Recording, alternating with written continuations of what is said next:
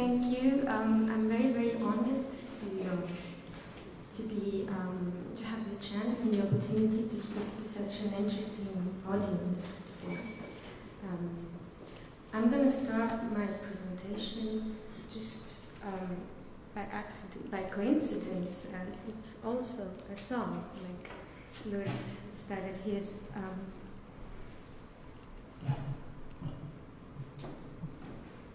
Oh, I'm sorry, the sound is off. No,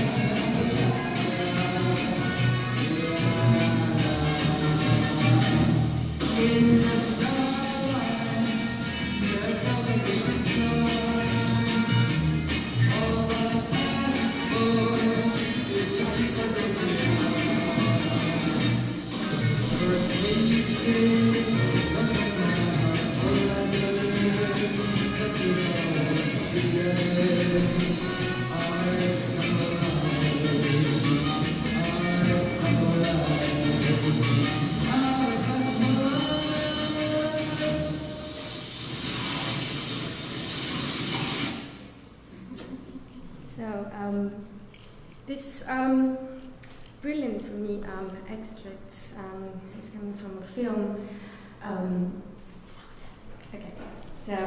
It's an extract from a Greek movie commissioned entirely from the States and filmed through the initiative of the National Tourist Organization in 1968. Its Greek title, which you see here, it can be literally translated as Apollo Mission, and it was then exported. Under the English title Apollo Goes on Holidays, and the French, respectively, Apollo va en vacances. There are many reasons why I chose to start from this film, but it's because I find in it from the very, very beginning until its very end. So the bright sun and the young man that is rising from the sea like a Venus that is perpetually renewing its virginity, and the seduction game and the promising approach and the enthusiastic participation of the audience with the impromptu dancing on the barely dry concrete platform and unbalanced, fragile dance on the canoe in the sea. And again, the very, very end of it, which is the cold shower. The whole sequence of this film, of this very, very small clip, is for me a very interesting metaphor of symbolism and a metaphor for the political and social and economic circumstances that marked repeatedly the history of the Greek state. So what is really interesting in this film in regards to architecture is that the cliffhanger, which is a very nice cinema term for me, the backdrop for this film was the structure that you see in the back is part of a very, very, very large project launched by again, the Greek state and the National Tourist Organization in 1950s. And it was part of the infamous Xenia Hotel project. It lasted almost 20 years, and including the military junta years in the 70s that finished the project. And with the collaboration of very, very prominent Greek architects. It was funded entirely by the Marshall Plan, the post-war recovery plan that applied to most European countries, and focused not on the destruction caused on the war, but on the efforts to modernize European industrial and business practices. Concerning the Greek case, all the attention was put upon the modernization of the tourist structure and the construction of modern units who could host summer guests from all over the world with all the modern comforts. The state had the liberty to plant all these structures wherever. I'm sorry, Lucas, can I have a microphone that I can move around with? Thank you. Too many microphones? Thank you. So it was fun. So the state had the possibility to plant these structures pretty much everywhere.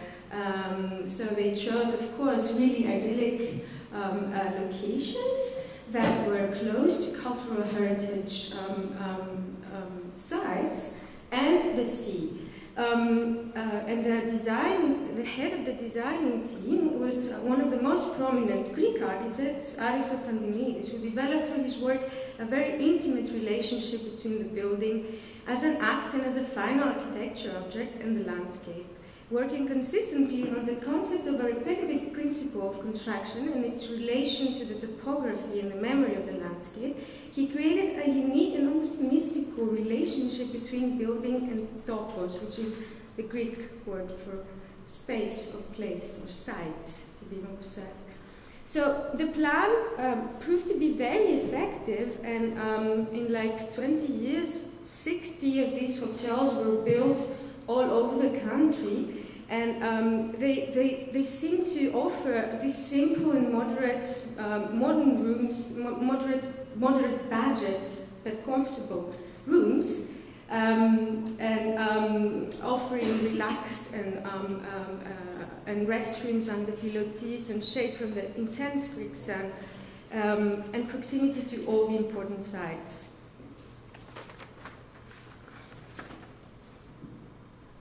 So what is interesting, and especially with this one, which is actually the backdrop of the film, that little extract you just watched, is that to promote really its efforts, the National Tourist Organization used the rising Greek cinema at the time as a medium to export the image of the country. So the film that you watched was actually a tourist propaganda, covered up completely on a romance happening in Greece in the summer, very classic, very light, but it actually was filmed all over cultural heritage sites, and as backdrops they used this particular hotel to exactly promote the new architectural feat of the country. This is other ways they actually represented Greece in various fairs at the time, which is like Frankfurt in 55 and Brussels in 61 and Addis Ababa in 64. So and this is a still that shows the actual film in location and most of the time in parallel with real life. Nothing was stopping. The film was taking place while residents at the hotel could actually participate almost at the shooting. I will try to, the hotels were after 2 decades and due to several political decisions and miscalculations, the landscape had remarkably changed, and following the processes of modernization that were taking place in Greece, and the simple architecture that Konstantinidis had proposed were replaced by this anonymous utopic buildings of mass tourism. So they slowly started to show more or less more of one side of decadence, as the ability of the state, who was still and is still the appropriator, to preserve and renovate it, was it was inexistent. So the competency compared to the private up-to-date massive units was insufficient, and they soon were abandoned to rise into pretty beautiful ruins that still dry in the coasts of Greece.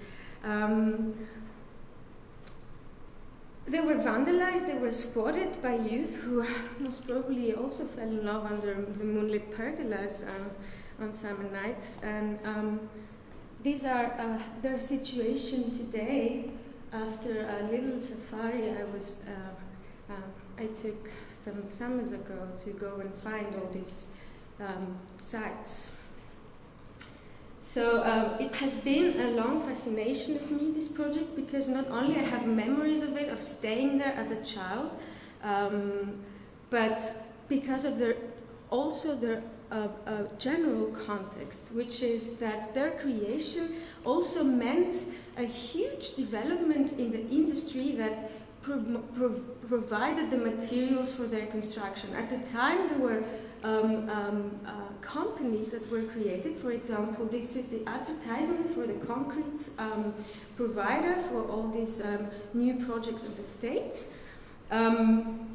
This is another ad of, the crystal panels, glass panels. So my approach to this story, to this history, and to this context was very taking in consideration their political and financial, let's say, importance and complexity. So because I work with associations, and by associating context, my first work is to create this very immediate associations of images, and I work with collage because it permits me to associate ideas right away, and to create this montage, which, as Eisenstein called it, the collision of the two images creates this new concept. So I took this very inventive title of the film, which is Apollo Goes on Holiday, to name the whole project, and I created this series of collages named Eclipse, which use as the association that is created from actually pages of magazines that I collected through the years. An architectural magazine published in Greece called Architektoniki, Architecture.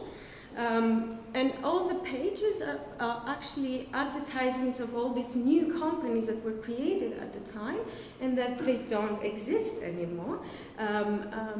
They died as soon as, very soon actually, they couldn't sustain, they couldn't survive. And I associate this very strong graphic design of the advertisement with images from the Apollo mission lunar program, which was happening at the same time, and it was launched by NASA simultaneously.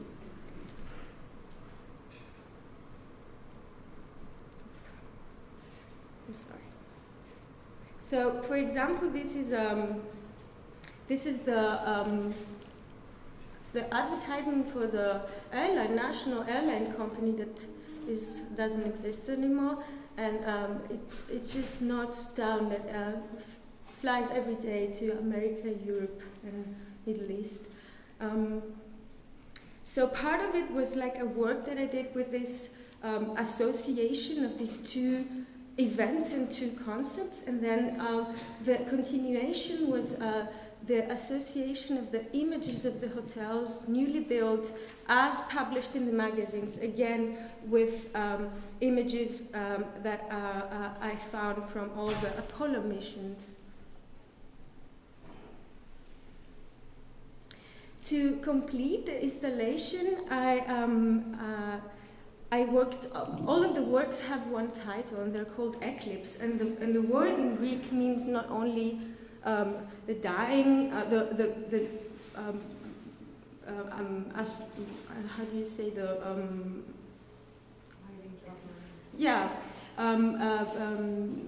phenomenon, the solar phenomenon, the lunar phenomenon, but it also means decaying and vanishing.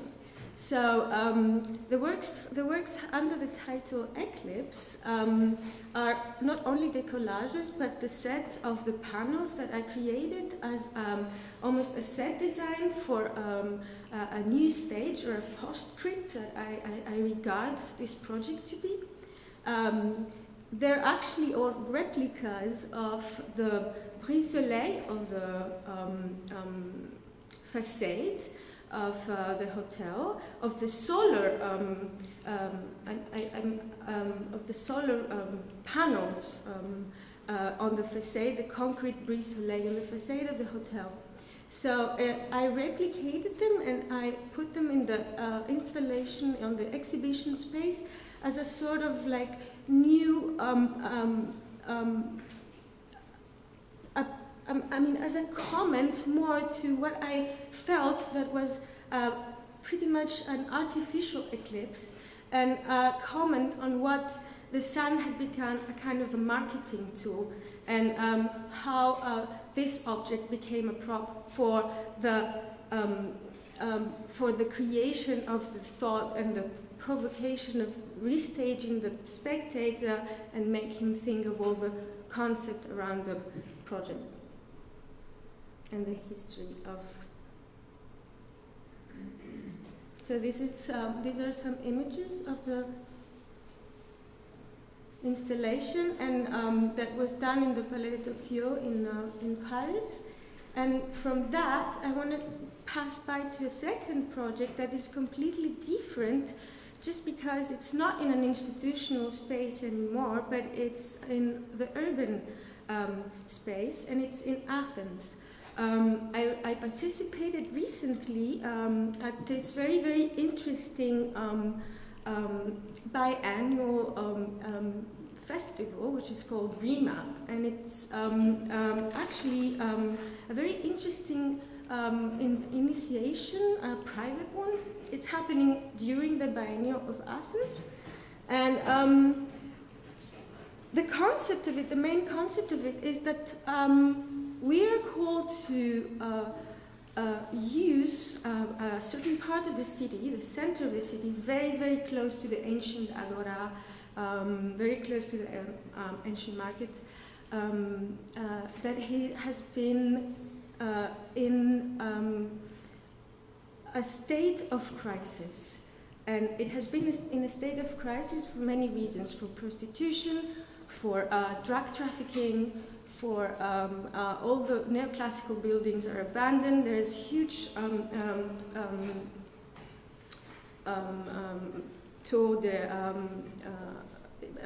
criminality.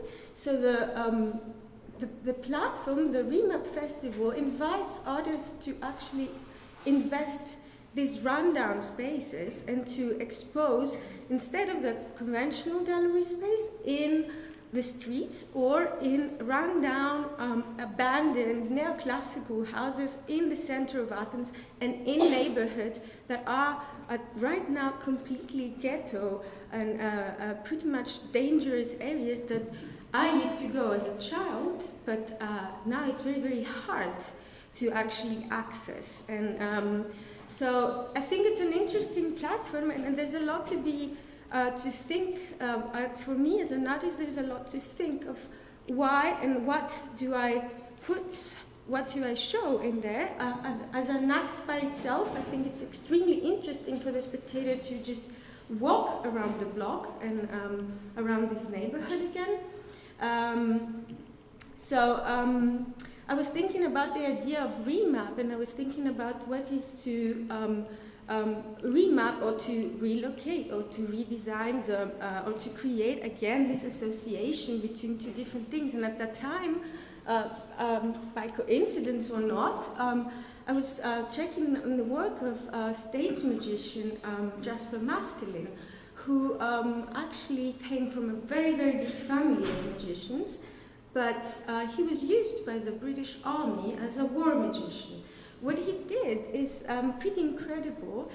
Many say it's a myth, but it doesn't matter. I might as well take it as a myth or a fact. For me, it's not very important. But what he did is that he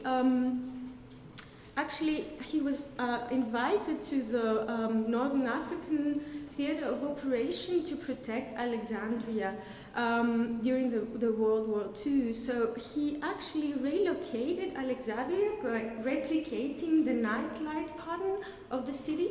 The time of that we were afraid for the bombing, the city actually had a blackout, and the decoy, which was located something like 50 kilometers away in a similar harbor-like area, lit up, and Alexandria was saved from the German attack.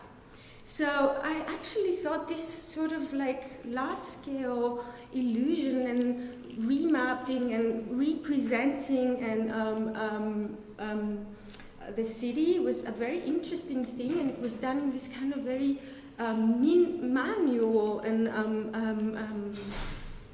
primitive way. And for me, the idea of representing a space just by light, and especially in Greece, was a very interesting one. So I decided to replicate. I was given this space at the Remap Festival, and I decided to just transform it by inserting in there the sunlight coming from another space. So I chose as a model this structure, the first industrial building ever built in Athens, which is not far away from there. It's the National Tobacco Factory, or the former National Tobacco Factory.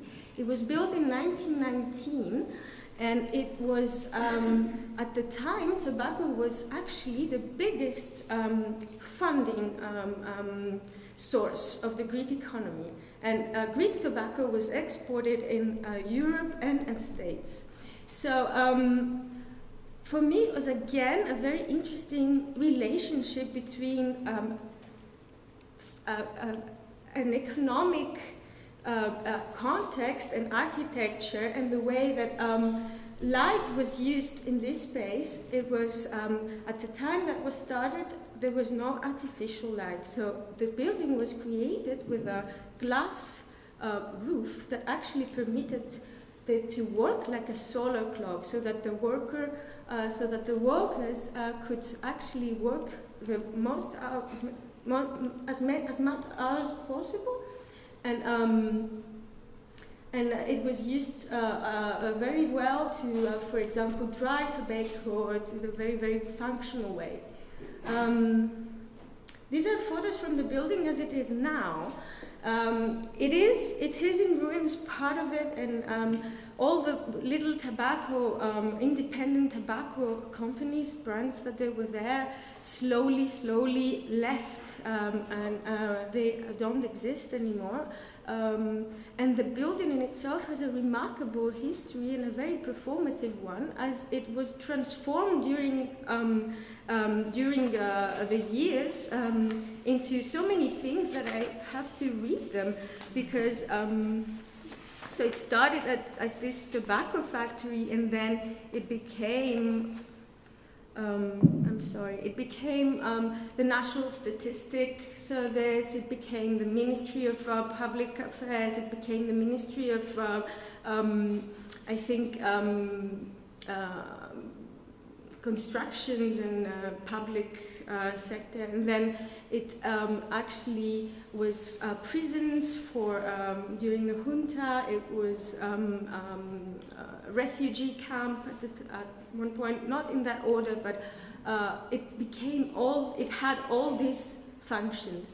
And in the end, and now it hosts the biggest library in Greece, the library of the parliament.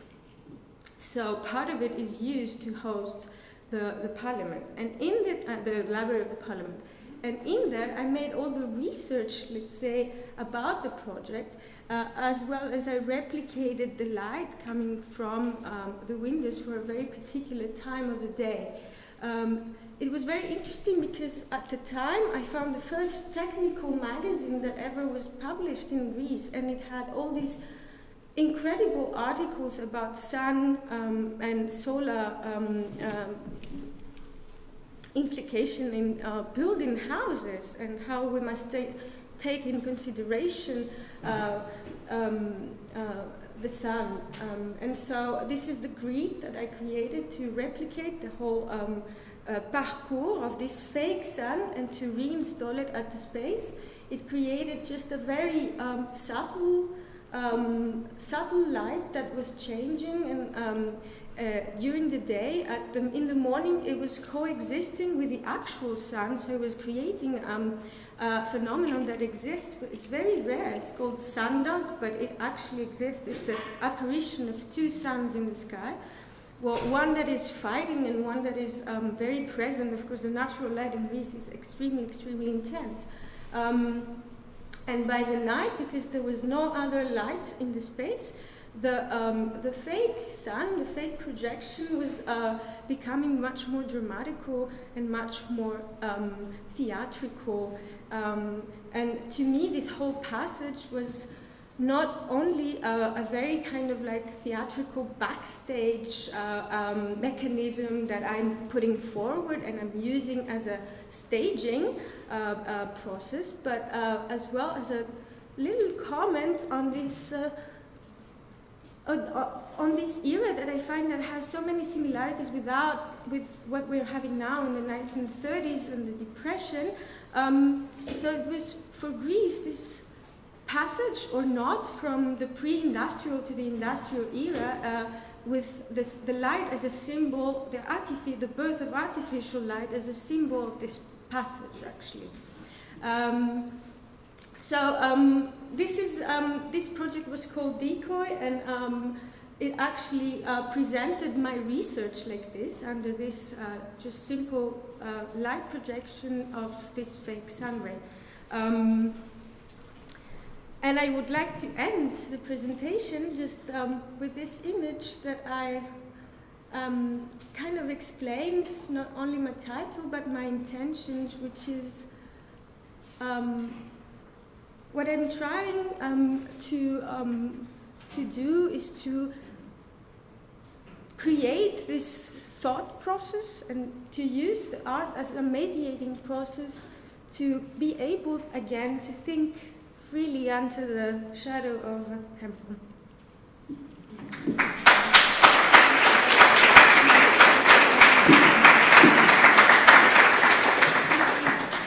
Thank you so much.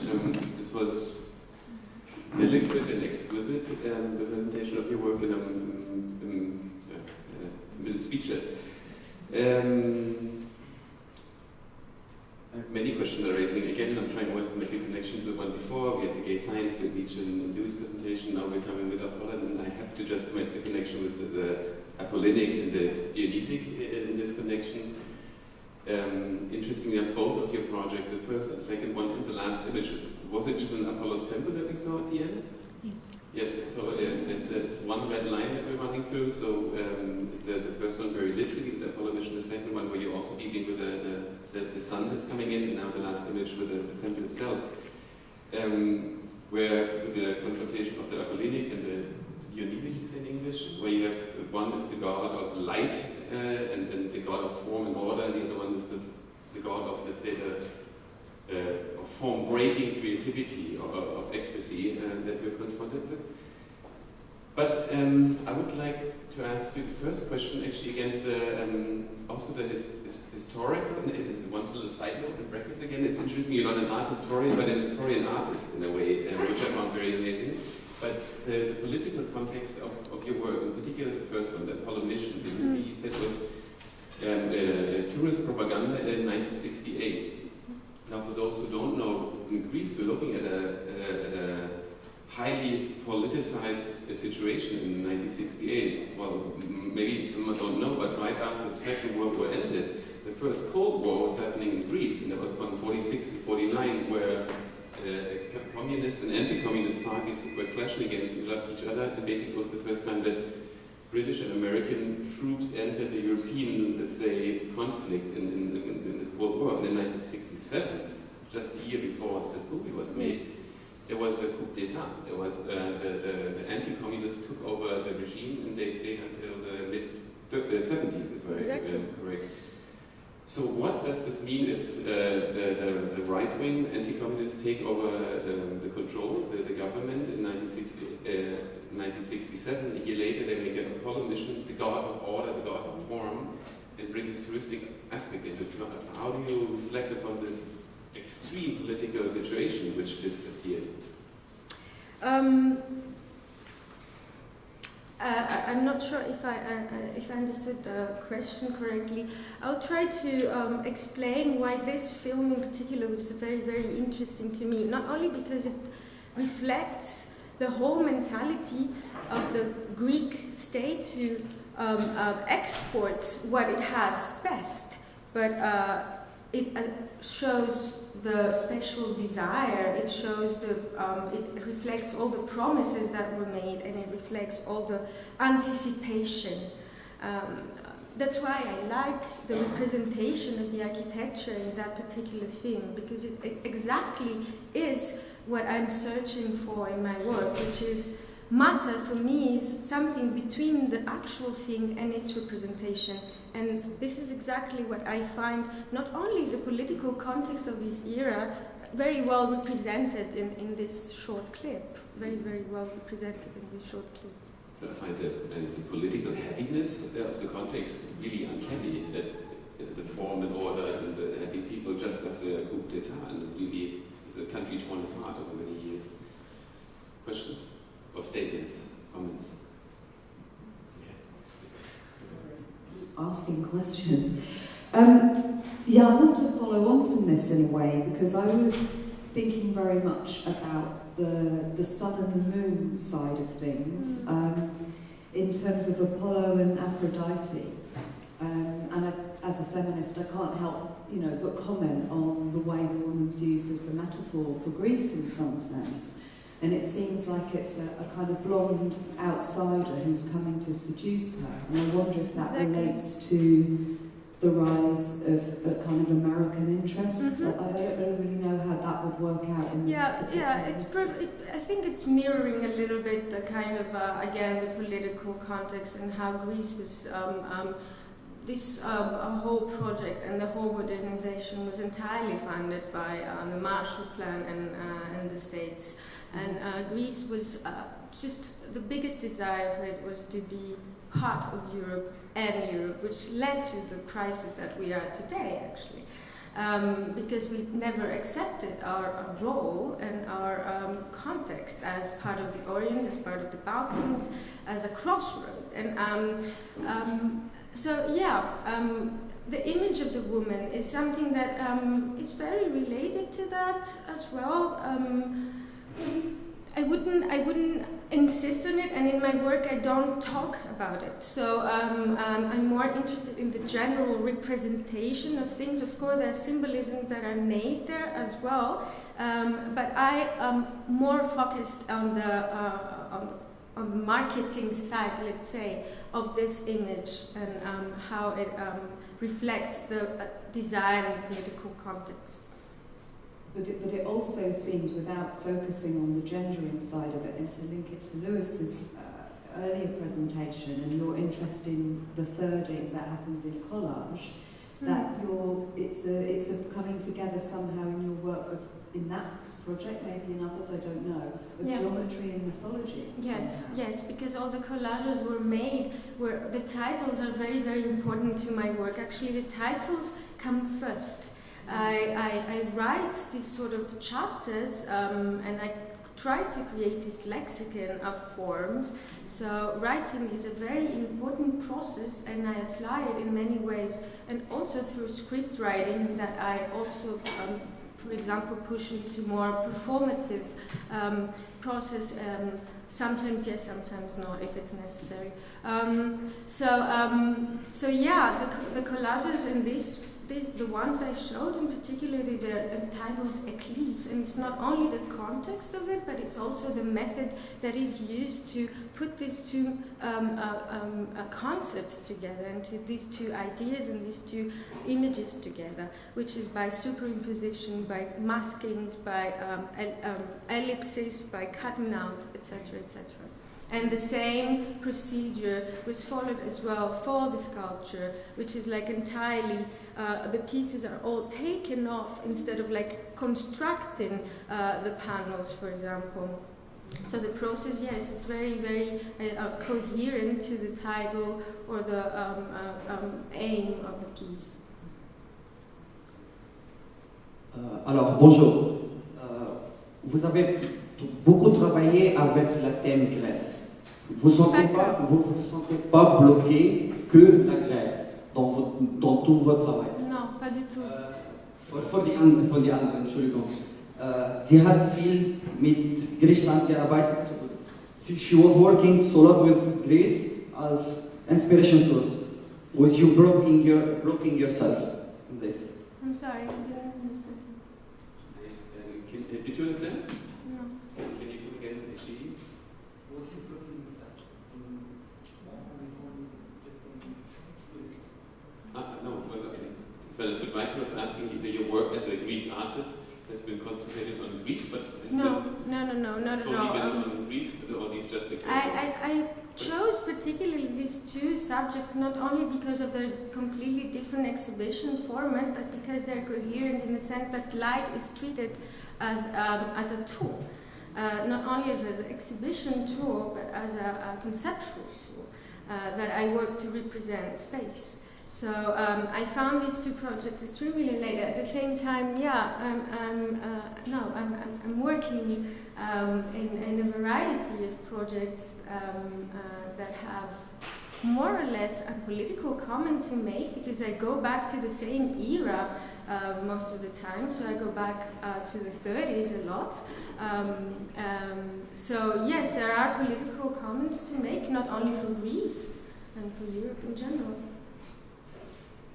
Thank you very much, Iris. We will take a 10-minute break. We will bring the tables back in front and have a panel discussion with our four speakers of this thematic cluster. And thank you all of you for